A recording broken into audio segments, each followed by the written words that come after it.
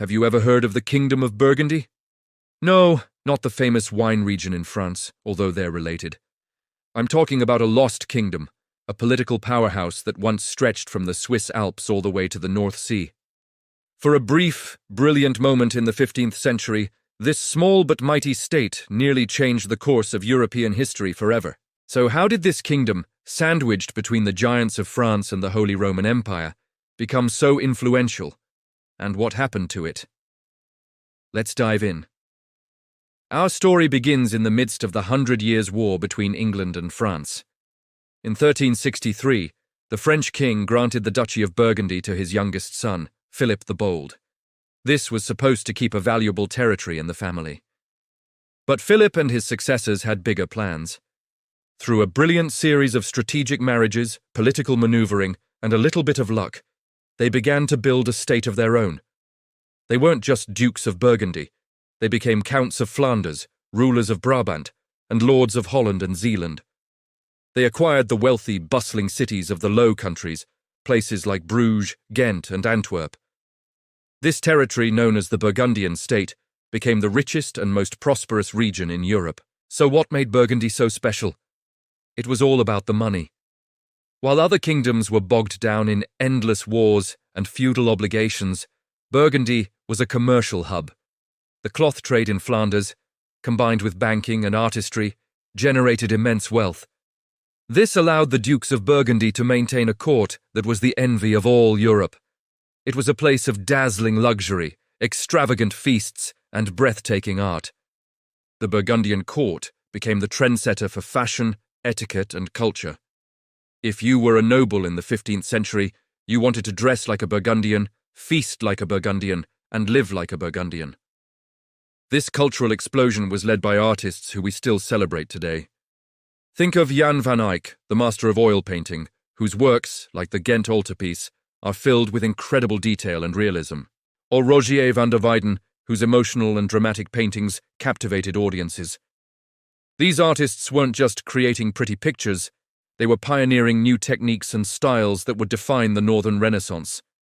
The music was just as revolutionary, with composers from the Franco-Flemish school creating complex, polyphonic music that echoed through the grand cathedrals and chapels built with Burgundian money.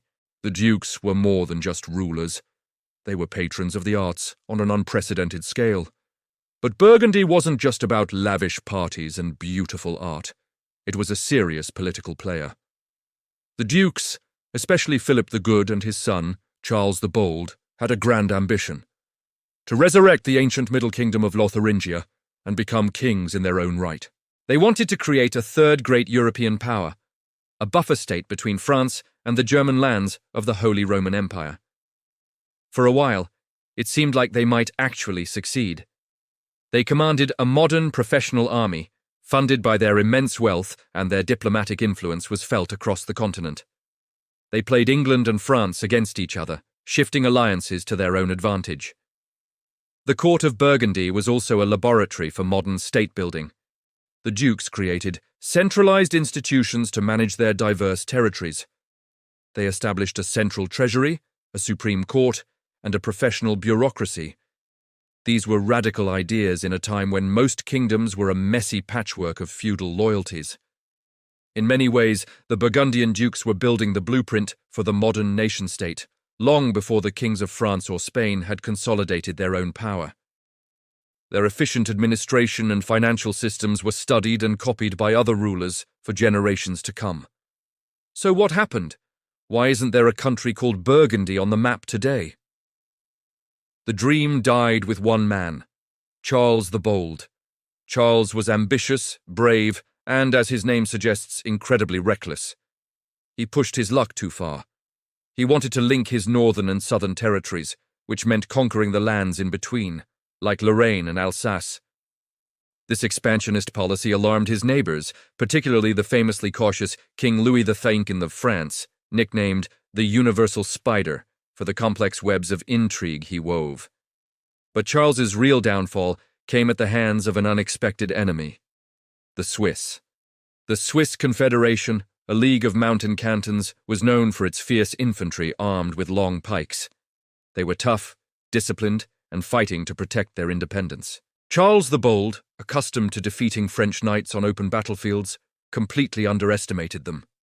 In a series of disastrous battles in 1476 and 1477, the mighty Burgundian army was crushed by the Swiss pikemen. In the final battle, the Battle of Nancy, in January 1477, Charles the Bold himself was killed. His body was found days later, frozen in a ditch, half-eaten by wolves. It was a brutal and humiliating end for the most powerful duke in Europe.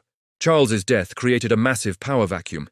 He left behind only one heir, a young daughter named Mary of Burgundy. Suddenly, the richest heiress in Europe was up for grabs, and her vast territories were vulnerable. The Spider King Louis XV of France immediately pounced, seizing the original Duchy of Burgundy and other French-speaking lands. But the wealthy cities of the Low Countries didn't want to be ruled by the French king. To protect themselves, they arranged a marriage for Mary. Her husband was Maximilian of Habsburg, the son of the Holy Roman Emperor. This marriage was one of the most significant events in European history. It brought the vast wealth and territories of the Burgundian inheritance into the hands of the Habsburg dynasty. The son of Mary and Maximilian, Philip the Handsome, would go on to marry Joanna, the heiress of Spain. And their son, Charles V, would inherit it all: Burgundy, Austria, Spain, and the Spanish colonies in the Americas. He would become the most powerful ruler in the world, controlling an empire on which the sun never set. All of this was made possible because of the legacy of that small, lost kingdom of Burgundy. So, even though Burgundy disappeared from the map as an independent state, its influence lived on. Its cultural achievements kick-started the Northern Renaissance. Its political innovations provided a model for the modern state. And its dramatic collapse reshaped the political map of Europe, setting the stage for centuries of conflict between the great powers of France and the Habsburgs. The story of Burgundy is a powerful reminder that history is often shaped not just by the biggest empires, but by the bold, brilliant, and sometimes reckless ambitions of smaller players who dared to dream big. It's a forgotten kingdom that, for a century, sat at the very heart of medieval Europe and changed it forever. Thanks for watching. If you enjoyed this journey into the lost world of Burgundy, don't forget to like, share, and subscribe for more hidden stories from history. See you next time.